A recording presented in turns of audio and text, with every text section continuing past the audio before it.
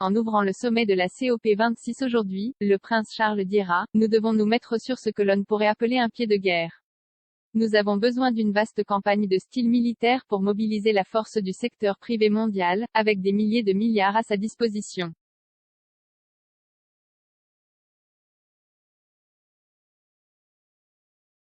Dimanche, le prince de Galles a rencontré le patron des Amazon Jeff Bezos lors du sommet du G20 à Rome.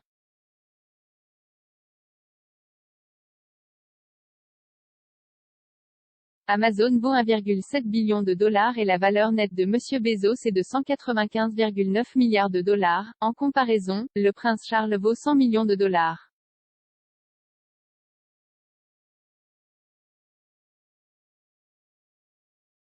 Le prince a exhorté Monsieur Bezos et d'autres géants de l'entreprise à investir leur énorme richesse dans la sauvegarde de la planète en transformant les belles paroles en actions plus fines.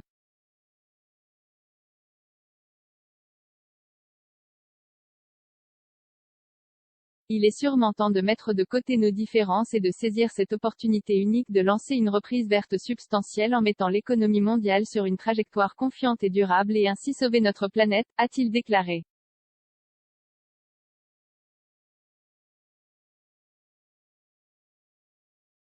Monsieur Bezos a ensuite posté sur Instagram, le prince de Galles est impliqué dans la lutte contre le changement climatique et la protection de notre beau monde depuis 5 décennies, bien plus longtemps que la plupart.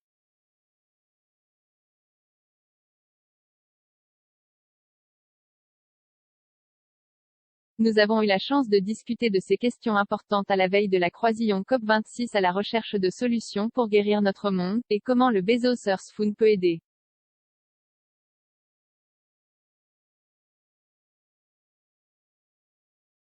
Dans une récente interview à la BBC, le futur roi a exprimé sa frustration face à l'inaction des dirigeants politiques et industriels.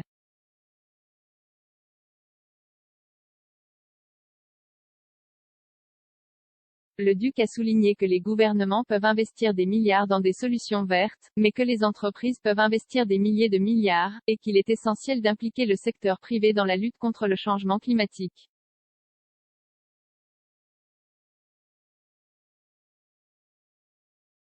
Charles a déclaré que la chose la plus importante à atteindre pour la COP26 serait de débloquer la vaste somme d'argent et les opportunités d'investissement qui existent pour que la transition vers une économie plus durable et plus circulaire se fasse rapidement.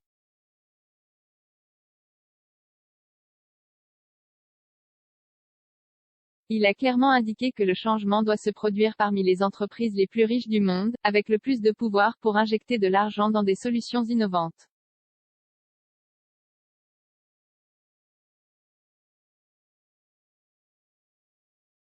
Le prince Charles a une empreinte carbone plus importante que Sir Richard Branson, selon l'ancien député européen du Brexit Party Martin Daubney.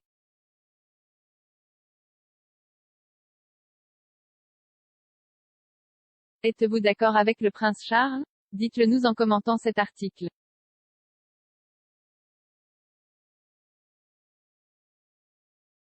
Le rédacteur en chef du climat de BBC News, Justin Rollatt, a poussé le prince Charles à propos de sa propre empreinte carbone.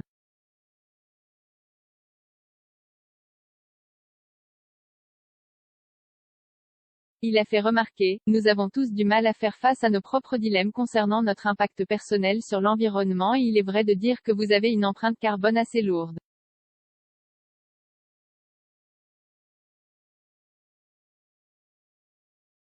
Je veux dire, disons-le comme ça, il faut beaucoup de gaz pour chauffer un palais.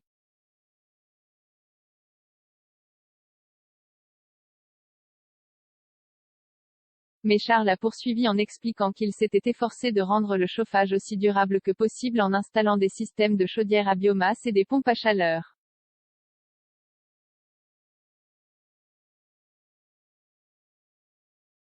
Il a également installé des panneaux solaires sur Clarence House et Highgrove, et introduit des voitures électriques.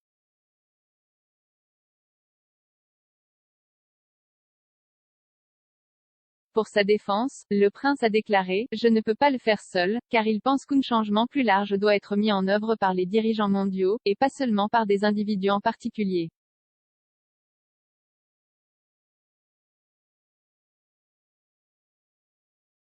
Lorsqu'on lui a demandé ce que les individus pourraient faire pour réduire leur empreinte et si les gens devraient voler moins, le prince a déclaré qu'il s'était habitué à tenir des réunions en ligne plutôt que de voler.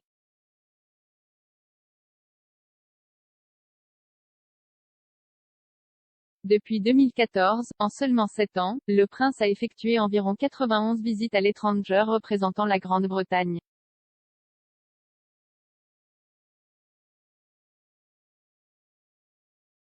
La participation royale à des événements tels que le sommet du G20 à Rome est perçue comme un facteur de gravité et d'attention sur l'importance de la cérémonie.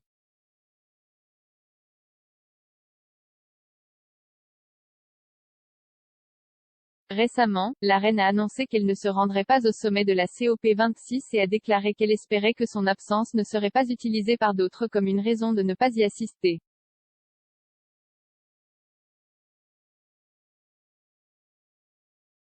Pensez-vous que le prince Charles devrait supprimer les voyages royaux à l'étranger pour éviter de prendre l'avion?